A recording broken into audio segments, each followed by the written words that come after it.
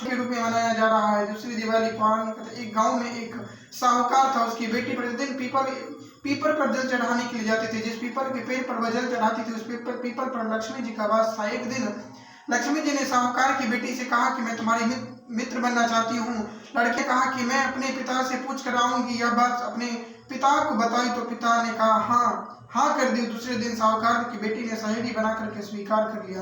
दोनों अच्छे मित्र की तरह आपस में बातचीत करने लगे। एक दिन लक्ष्मी जी साहूकार की बेटी को अपने घर में ले गई और अपने घर में लक्ष्मी जी को उसका दिल खोल करके स्वागत किया। उसकी खूब खातिर की, उसे अनेक प्रकार के भोजन परोसे। मेहमान नवाजी के बाद जब साहूकार की बेटी लौटने लगी तो लक्ष्मी जी ने प्रश्न किया कि तुम मुझे कब अपने घर बुलाओगी। साहूकार की बेटी ने लक्ष्मी जी को अपने घर बुला लिया, परंतु उसके अपने घर की आर्थिक स्थिति को देख करके वह उदास हुई। उसे डर लग रहा था कि वह क्या लक्ष्मी जी का अच्छे से स्वागत कर पाएगी। साहूकार ने अपनी बेटी को उदास देखा तो वह समझ गए कि उसने अपनी बेटी को समझाया कि तू फौरन मिट्टी के चौका लगा और साफ सफाई कर 4 बत्ती के मुख वाली दिया जला और लक्ष्मी जी का नाम लेकर के बैठ जा। उसी समय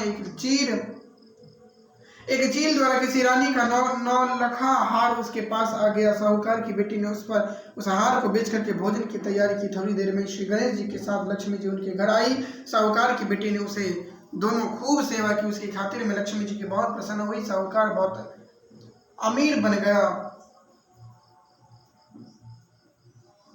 इति लक्ष्मी कथा समाप्त।